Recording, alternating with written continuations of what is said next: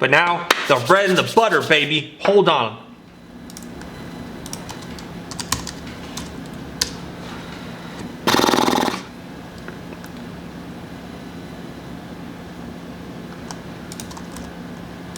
Let's get in the mood.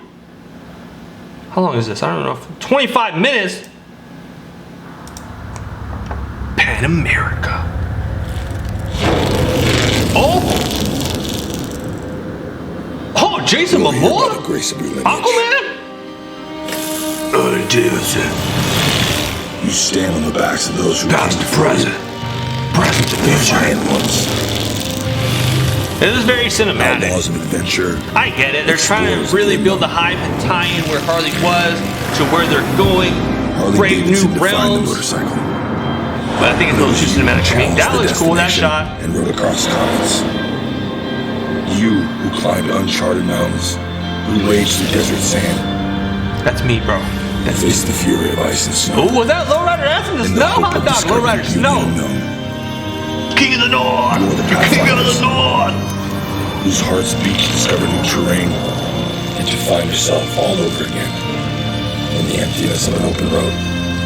That's a cool shot. It has always been your relentless spirit for adventure that's pushed us to take you further. Why call it adventure touring when it's human nature to seek beyond the limits? I am the Pan America, forever exploring. And I am here by the grace of my lineage. I am Harley Davidson. Yeah, Harley? Order me one of those Pan Americas. I am Harley Davidson. Dude, what? That was pretty... Compared to the Electric Guide Revival, completely different videos, completely different feel. They're trying to give you that whole wanderlust, taking where the Wi-Fi is weak, all this van life stuff. They kind of did it, kind of, okay, cool, but it was a little bit too much. It was cinematic, great shots. But my thing is, the serviceability of the Pan America. Is Harley going to be Harley and say, oh, you only have to take it to a Harley Davidson dealership or your warranty is voided, which is a complete nightmare that I keep on hearing about, which I don't understand why.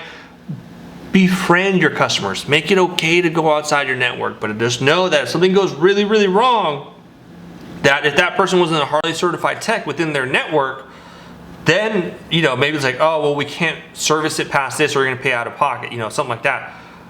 But you are doing an adventure bike, and what if you're way out in the middle of nowhere and the closest shop isn't a Harley? That it's maybe a KTM or some sort of adventure shop. Are they going to be able to service that shop even though they're not Harley certified, but it's still similar components?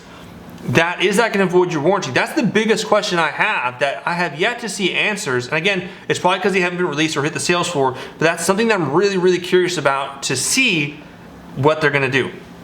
Now the adventure touring, bro, this is freaking dope. So let's go ahead and just expand on this if my computer wants to work with me. Expanding, cool, enhance, enhance. Here we go. The Pan America 1250 and the 1250 Special. There's a couple subtle differences between these two. Now, one of the main differences is going to be, one, the paint schemes for sure, and then it's going to be some of the things that come on the Special that do not come on the regular 1250, and which is also going to include your adaptive ride height, where pretty much what that means is whenever you have, with the 1250 Special, whenever you're coming to a stop, the bike is going to recognize that you are coming to a stop, so it's going to lower your ride height a little bit in regards to your seat, that you can plant your feet on the ground a little bit better, so that way you're more firmly planted, and then, oh, we're good, we're time to go, and then you take off, and then the bike is going to lift that ride height back to its optimum riding position, which is pretty cool. It's pretty neat, especially if you're a shorter rider. That is really nice to have that option, and I believe you can take it off. So we're gonna take a look at the two bikes real quick. So with the Pan America 1250, you either have this River Rock Gray, which looks like brown, so I'm not really sure how I feel about that. And then you have black, because Harley, brother. And then with the 1250 Special, you have this really cool two-tone orange and white pearl, or washed white pearl. You have this Gauntlet Gray Metallic, which would be the one that I would choose because that looks pretty cool. It's not too loud. It's kind of similar to the BMW 1250.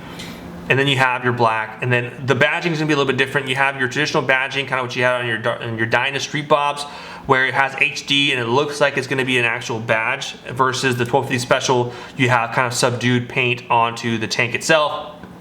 And then the difference is going to be a little bit in the motor. You have different accents. You have this blonde motor with a black accent, versus on the regular 1250, it's all blonde. And then the motor components all look very similar. There is a slight difference between the 1250 and the 1250 Special.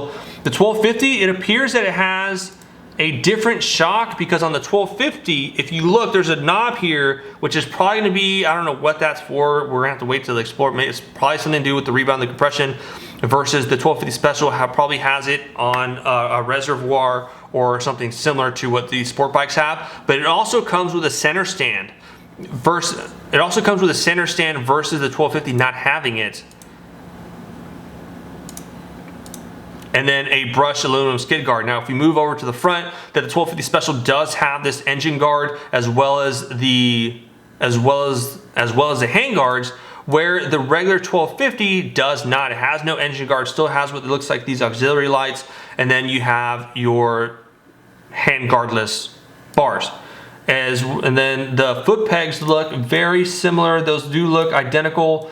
And then here what you have is your main rider foot pegs, then you also have passenger pegs here in the rear. Then you have a brushed aluminum skid plate, and then the 1250 just has what it looks going to be like a plastic skid plate here, and then you have your traditional kickstand, which I think it's nice that the Special does have the center stand as well as the kickstand. It helps upgrade it, just that way, depending if you want to do maintenance, you can put it up on that center stand and rotate your tires, lube your chain, and so forth. Both are going to come with chain, and then it looks like it has your traditional, and it looks like it has your regular Harley bullet style turn signals for the rear. The pricing is okay. I think it does well, but it's not entirely competitive with some of the other sport bikes, with some of the other adventure bikes out there. You have your regular 1250 coming in at $17,300. Your 1250 Special is going to be coming just under $20,000 at $19,900. Let's call it $20,000.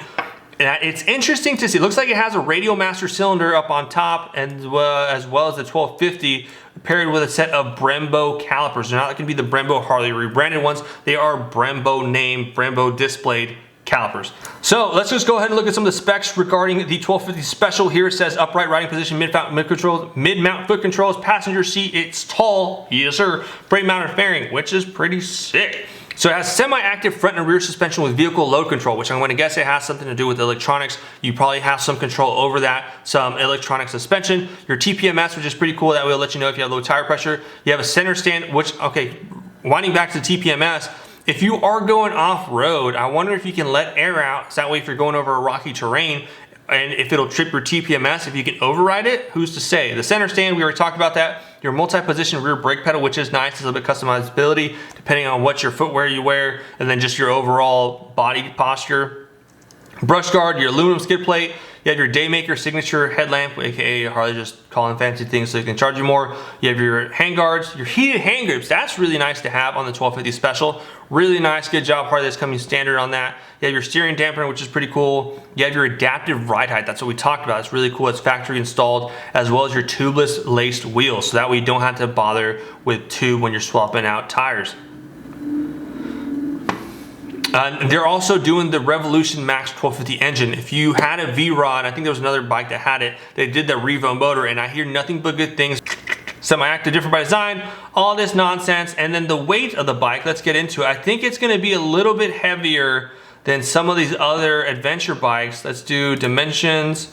You have your seat height that's 31 inches, and then your ground clearance 8.3 inches. Here's an interesting fun fact. Our FXLR currently sits at about 9.6 inches of ground clearance. So we're sitting taller than what the Pan America does, just saying. But our seat height's a little bit different. I think mine's at 28 inches versus 31. Moving on, you have your standard 1917. You have your tires, 5.6 gallon tank. It's okay, it's pretty average. I think with adventure bike, I think you have your 5. Some I think have 8 gallons. Your weight as shipped is 527. With your weight, your wet weight is gonna be 559. We're looking at the BMW 1250 GS. That one is going to be 591. So the BMW 1250 GS is 40 pounds heavier than the Pan America from Harley. But compared to the KTM 1290, the Adventure, it's at 487. So comparing it to the Pan America 1250 GS, it is about 80 pounds heavier than the 1290. And of course, check out the Patreon, linked below, for as little as $5 a month or the equivalency of a coffee a month. You can be a part of the Patreon where you will receive an exclusive monthly newsletter. Again, check everything out. It's all in the drop down section below. I appreciate y'all. Cheers. Ride safe.